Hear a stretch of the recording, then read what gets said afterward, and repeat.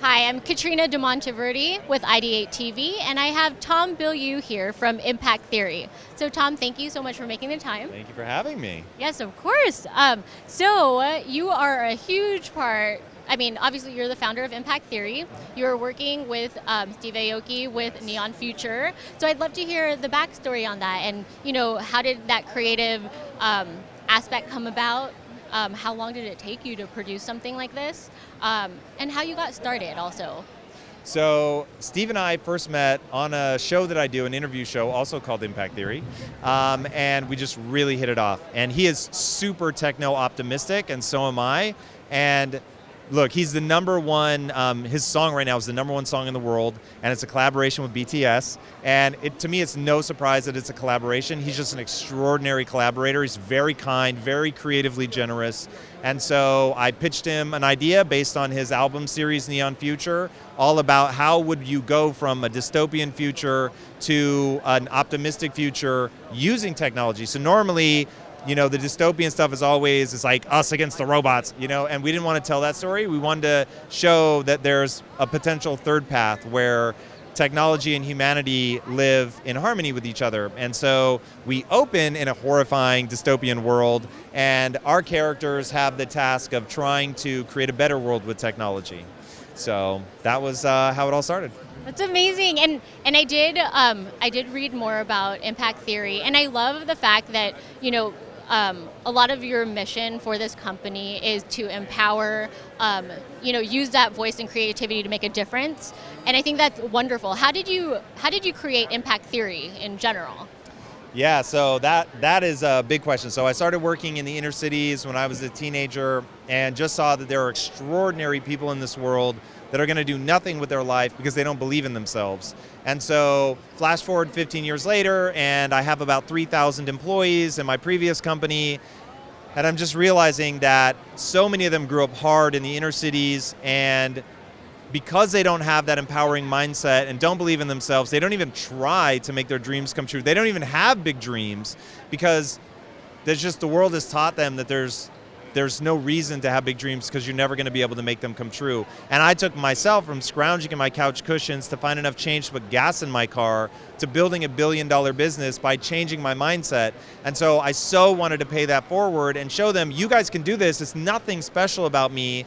Nobody thought I was going to be successful in life. My own mother, who's my greatest cheerleader, just quietly assumed I was going to fail when I left for college. But I didn't. And it all became about improving myself and having a vision for who I could be versus being proud of who I am and just pushing myself to get better every day. And so in creating Impact Theory, I wanted to pay that mindset forward, but I found that only about 2% of the people could just take it, that you could tell them what I did and they would go do it in their own life. And it was very rewarding that 2% could, but I wanted to address the 98% that need something emotional. They need you to speak to them in a different way. And so Yuval Noah Harari talks about this in his book Sapiens and Homo Deus, and he talks about how we're meaning-making machines and we need narrative to figure out how to structure our lives and how to behave. And so I knew that to hit people at that emotional level, I was going to need to be a storyteller. And that brought me full circle because my background is actually filmmaking, and that's what I went to school for. So bringing that all together, what I learned as an entrepreneur and marrying that with what I know as a storyteller and speaking to people at that emotional level, I just want to tell stories. And so I liken us to Disney, where Disney made their brand mean something by only telling one kind of story. And so if I say I'm going to go see a Paramount movie or a Warner Brothers movie, you don't know anything about it. But if I tell you I'm going to go see a Disney movie, you already know something. So we wanted to have a similar kind of discipline, tell a different kind of story, but have that same kind of discipline to only tell stories that are empowering. So think of Star Wars or The Matrix or Karate Kid. Like imagine one studio was telling those kinds of stories over and over and over. Suddenly it would mean something. So if Disney, by having that level of consistency, created the most magical place on earth, could we create the most empowering place on earth? And so that's our mission. Yeah, that's really, really inspiring. I love that your company, your studio, creates something that does mean something. Because, a lot today, some people don't have, or companies don't have maybe substance. This one has the depth and everything that you need to be inspired, to make a difference, to believe in yourself, etc. So I love that your studio is doing this and that you found something so amazing and incredible like impact theory.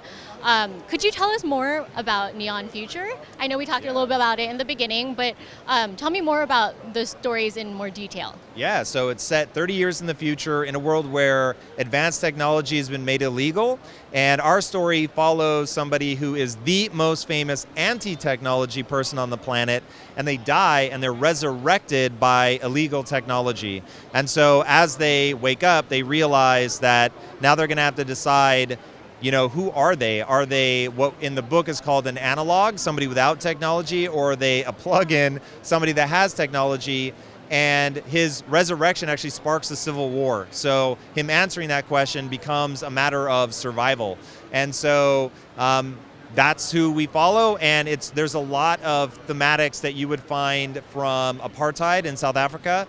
And the Steve Aoki character, while he shares a lot of Steve's real life beliefs, is actually modeled after Nelson Mandela, somebody who's trying to find that third way. So whenever there's oppression involved, there are three options. You can remain oppressed, become the oppressor, or you can find that third way where things work in harmony. And so that's really what's going on in the story.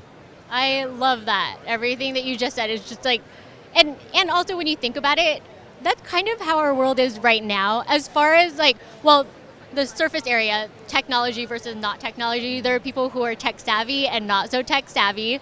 And then, yeah, like you were saying, there are three types of, you know, people, and the fact that there are people who know there's another way besides the obvious two. So that's amazing. Thank you so much for your time. Yeah, absolutely. Okay, it was great meeting you. Okay, I'm Catrina Demonteverde with IdeateTV, and thank you again so much for everything.